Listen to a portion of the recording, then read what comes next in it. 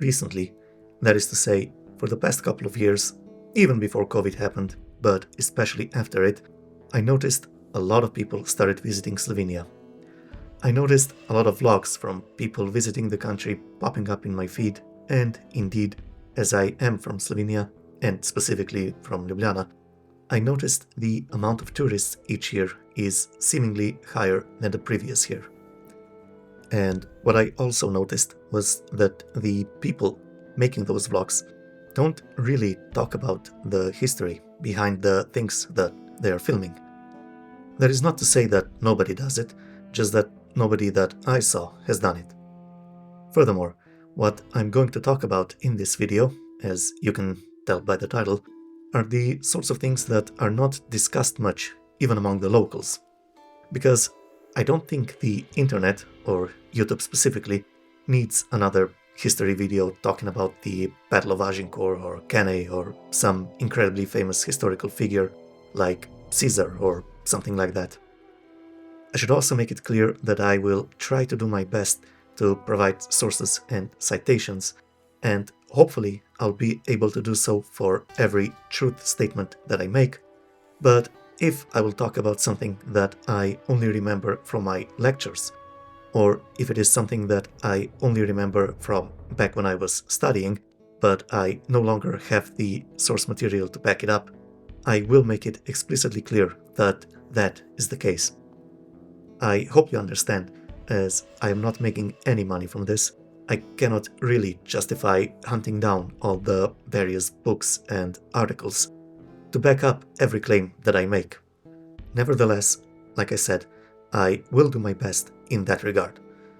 Also, because I can't go out of my way to get sources for these types of videos, I will mostly be using literature in Slovene, which, again, I hope you can forgive. Besides, because we are a small country and a small nation, a lot of Slovenians watch videos that are about Slovenia, so hopefully there will be people that take a look at some of the sources and literature that I am going to cite.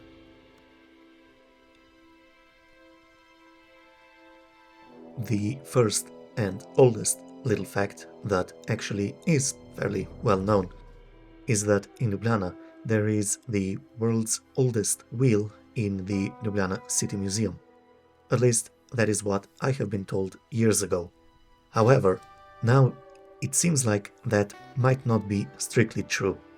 The wheel in Ljubljana City Museum is dated to 3350 to 3100 BC, yet there is evidence of wheels being used even before that.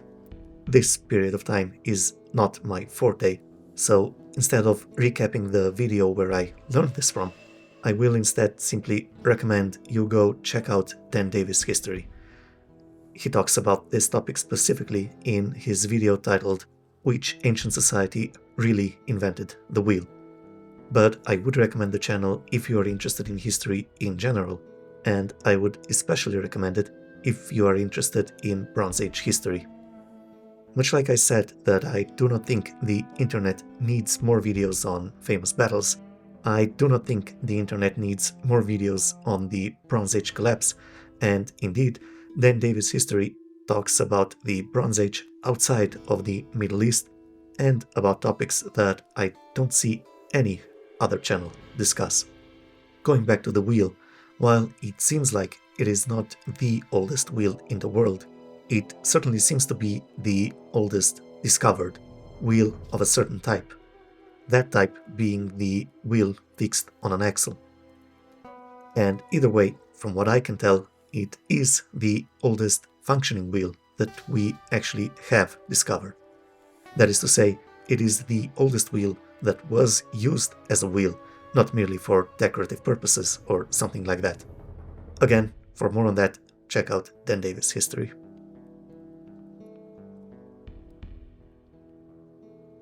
Moving a few millennia into the future now, and with that, into the period that I am much more comfortable talking about, we come to the Roman times. Now, there's not really much that is interesting from Roman times in Ljubljana. There are ruins of a Roman colony called Emona right in the center of Ljubljana. You can still see the remains of the southern wall of the colony, as well as the gates of the northern wall. This colony was likely built in the beginning of the 1st century AD, with documents first mentioning it right after the death of Augustus in late 14 AD or early 15 AD, when Emperor Tiberius had walls built around the colony.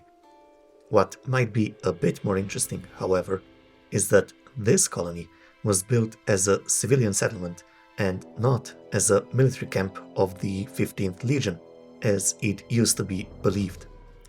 Indeed, Wikipedia still has it classified as a castrum, but apparently that is false according to new discoveries. What is more interesting still is that there was a so-called pre-civilian settlement established in the 1st century BC, most likely during the time of Octavian, called Colonia Julia Emona. This settlement, unlike the later Emona, was located on the right bank of the Ljubljanica river. In it lived merchants, retired soldiers, and civilians from northern Italy. Incidentally, since Ljubljana is a fair distance away from modern-day Italy, you might think that this region was a part of some Roman province, maybe Pannonia or Noricum. But no, Emona was actually still a part of Italy. It was a part of Region 10, Venetia and Istria, Regio Decima Venetia et Histria. Anyway, close to this older settlement, which, unlike the younger Emona settlement, there has actually been a military camp established in the Middle Augustan period. Now, I'm not sure when that is supposed to be exactly, but considering Augustus ruled from 27 BC to 14 AD, I would imagine that would be sometime around the year 10 BC. Anyway, aside from the younger colony's walls, I do not think you can see these older ruins anymore, sadly. One final note of interest that I should mention is that the name Emona is of pre-Celtic origin, even though by the time Romans arrived, the region was populated by the Celtic Tauriski tribe, meaning that the pre-Celtic natives have likely mixed with these Tauriski Celts.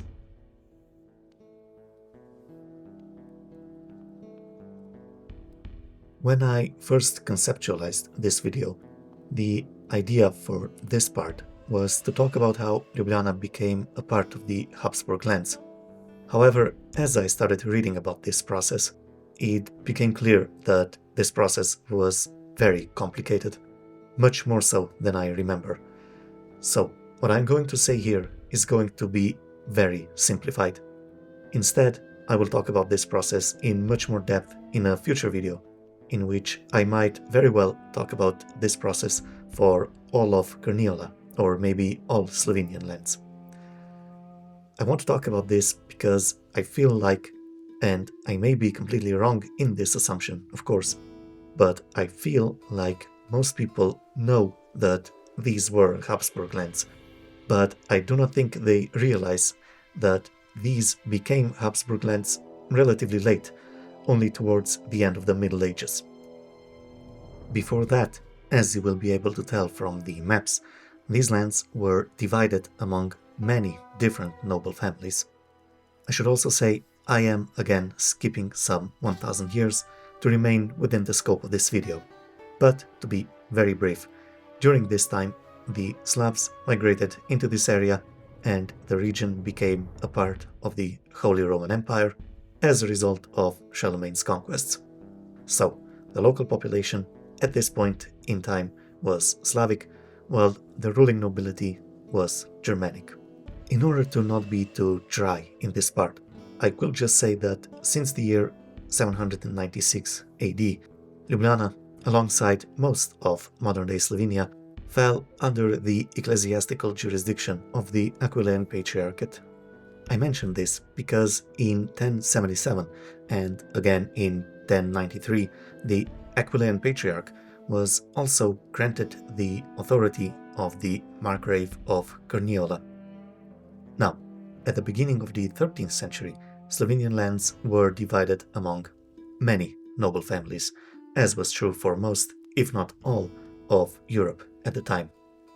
For us, the most important family was the Spanheims, as they held the lands around Ljubljana and the city itself, and therefore, of course, the Ljubljana castle as well.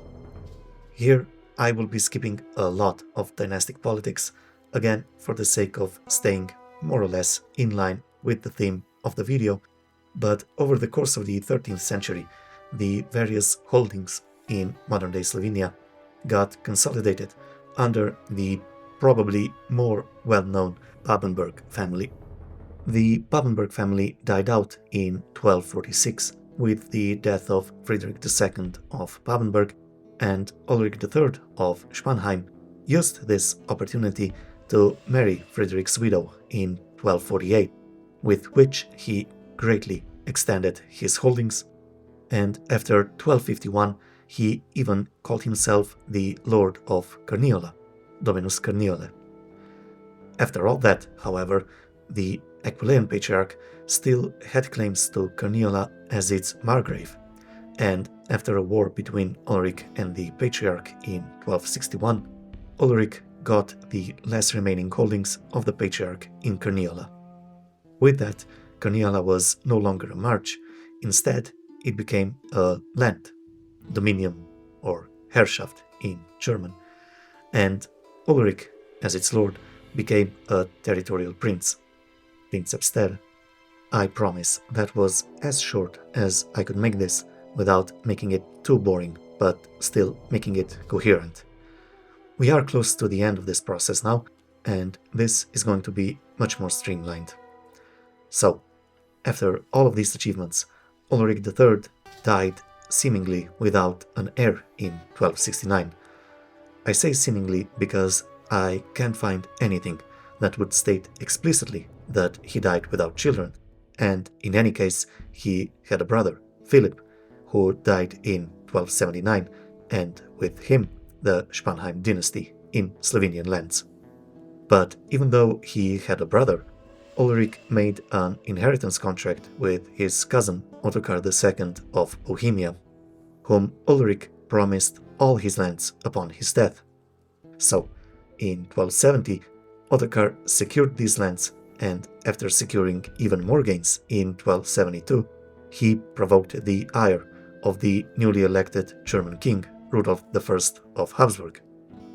Eventually, in 1278, the two met in a decisive battle on the Marchfeld, in which Ottokar lost not only the battle itself, but his life as well. After that, there was a little bit more political and dynastic intrigue, but for the most part, this was when the Habsburgs came into possession of Ljubljana and really most of modern-day Slovenia. The process truly ended some 60 years later, in 1335, but I feel like I have bored you enough with this. I hope there were some viewers that found this part interesting, if a bit dry. But now onto something what I assume will be much more interesting to a much wider audience: Crusaders. Right by the City Museum, there is a building called Križanke. Nowadays it functions as an outdoor theater, but as the name suggests, it was built for the Crusaders. Specifically, it was a monastery of the Teutonic Knights. I was told, though I may be misremembering the details since this was quite a few years ago, but I was told that this building was built when the Crusaders marched to the Holy Land. However, I cannot find anything that would corroborate that, so take that for what it is, just my word from my memory. That said, though, the construction is believed to have begun in 1228, which would coincide with the Sixth Crusade, in which the Holy Roman Emperor Frederick II participated. Yet, as you can see on this map, it does not seem like he passed Slovenian lands during this time at all. Though, of course, I cannot say that this map is conclusive. Though it would be weird to not include Frederick's crusade, while it does include his travels around these lands in 1232, when he called a diet in Aquileia. Nevertheless, indeed, the Teutonic Order had a monastery right here, and while I cannot say that the building is particularly impressive, I imagine some people would find it interesting simply because it concerns the Crusades, even if only tangentially. On that note, there is also a Jerusalem in Slovenia. As you can probably guess, that name is also connected with the Crusades. Apparently, it is called so because the Crusaders brought back an icon of the Virgin Mary from Jerusalem in the 13th century, though this is according to the Etymological Dictionary of Slovenian Geographical Names, and I again find it a bit suspicious that this Crusader journey is not marked on the map, which shows the travel paths of various rulers from 11th to 13th centuries. Of course, it could be that the Crusaders who brought the icon of the Virgin Mary were not following any ruler back from the Holy Land. At any rate, this is again going beyond the scope of this video, but I just wanted to mention it since I was talking about the Crusades anyway.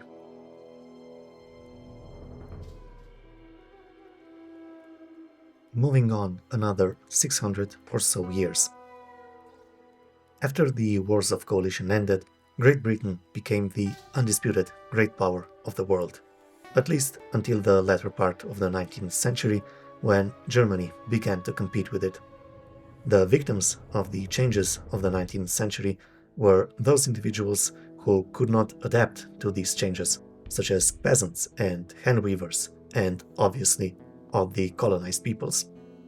But more important for us, the nations that were the victims of this century were the Irish, the Polish, and the Sicilians.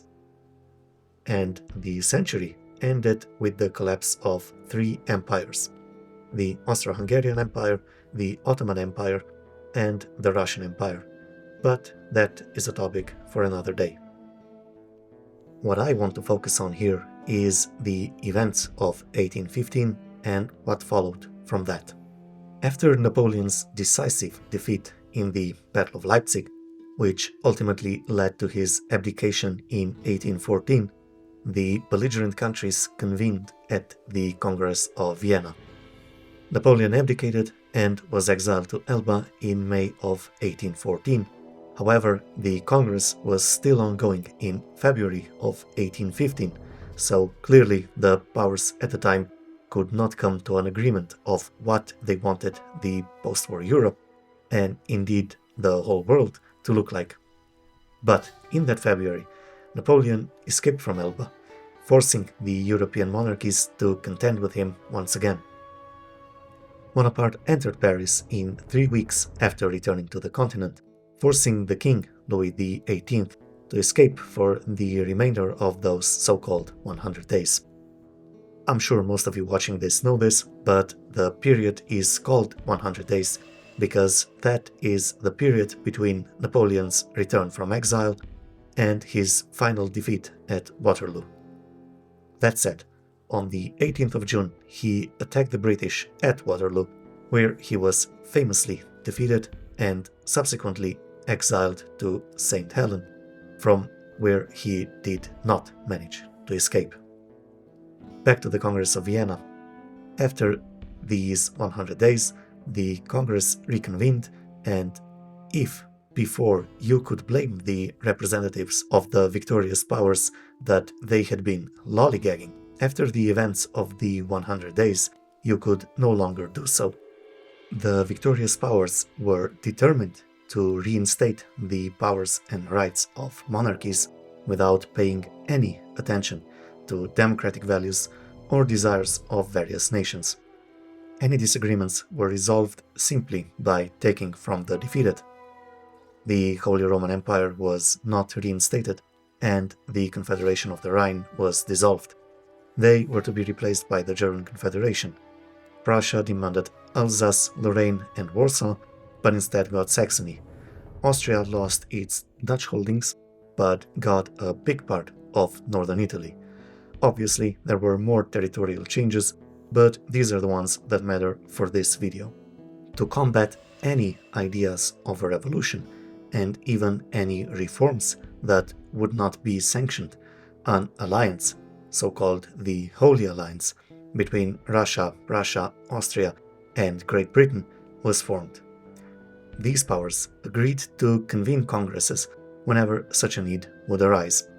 The first such congress was in Aachen in 1818, which resulted in occupying forces leaving France and having France join this alliance as well, among other things.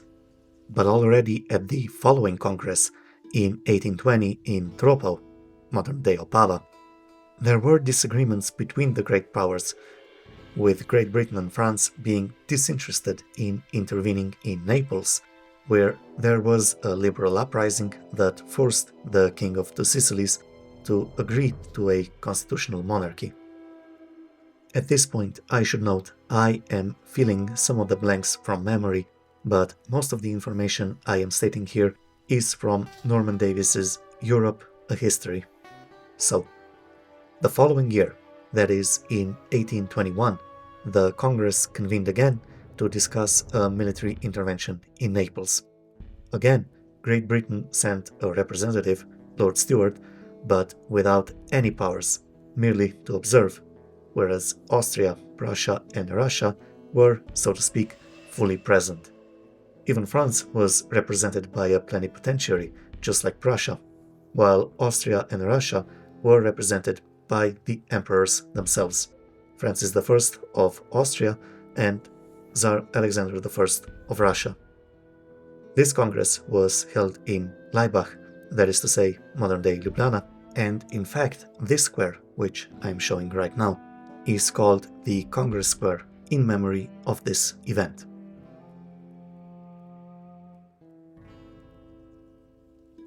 King Ferdinand I of the Two Sicilies was also present at this congress, which gave legitimacy to the successful Austrian intervention in his kingdom. I know that was a lot of preamble, just to say that a congress was held in Ljubljana, but I thought it is important to show that this was not just any little congress to discuss some small issue. It was a congress that ended up deciding a military intervention in a foreign country. That country might have belonged to the Austrian sphere of influence, but it was still a foreign country. While I do not know for certain where the congress was held, I would hazard a guess that it was being held in this building right here. This is nowadays the University of Ljubljana, but before the collapse of the Austro-Hungarian Empire, this was the Landtag of Carniola. I'm not sure how to translate this, maybe something like a state house or state parliament, something like that. It would, at any rate, make sense to me for representatives of great powers to meet in an official building such as this. Adding weight to this idea is the fact that the Landtag is located at what is nowadays called the Congress Square. Aside from the square, in memory of this event, there is a restaurant called Pri Ruskem Carju, which means something like at the Russian Tsars. This restaurant got its name because, allegedly, Tsar Alexander visited the place on his way to the Congress.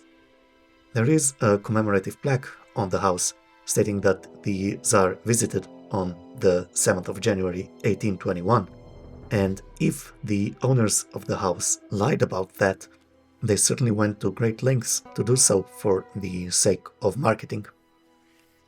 This is pretty much all I have to say about Ljubljana's history for this video. I was considering adding something related to the 20th century as well, but I decided instead to mention something that I do not believe a lot of Slovenians know about. I would not be surprised if what I am going to mention next is even less known than the fact that we have the oldest wheel in the world. And that is that in Slovenia, the last Bourbon king of France is buried. If you remember earlier, I was talking about how Louis XVIII was forced to leave Paris during Napoleon's return. Well, Charles X was Louis XVIII's brother, whom he succeeded in 1824.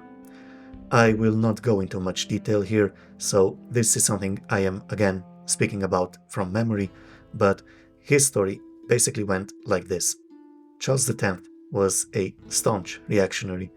He wanted to revert France back to an absolutist monarchy and strengthen the church.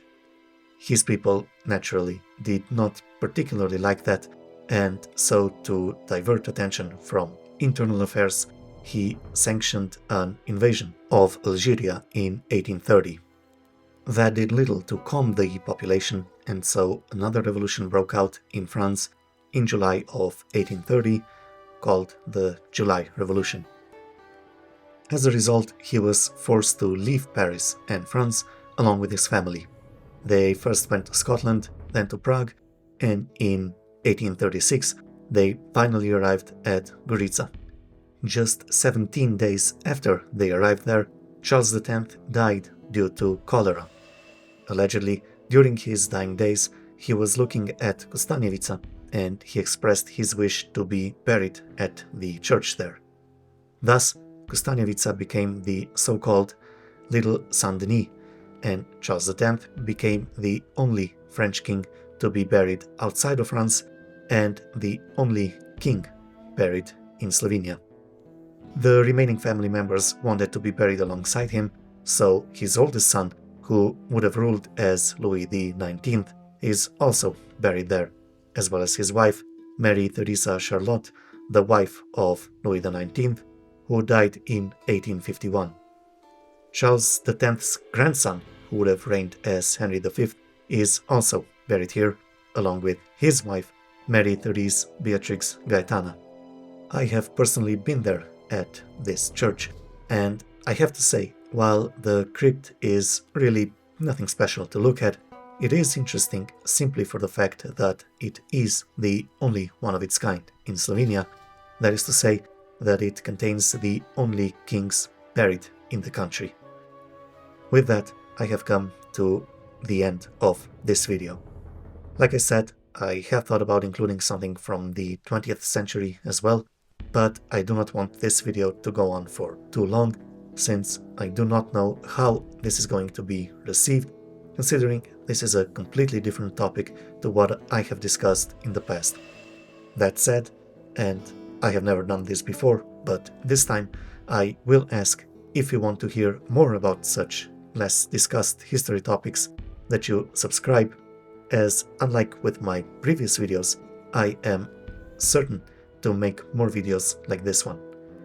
However, for the time being, like I said at the beginning, I am limited by my resources at hand, so the topics will most likely be limited to the areas of modern-day Slovenia, Austria, Germany, and if I should discuss ancient history, obviously Rome.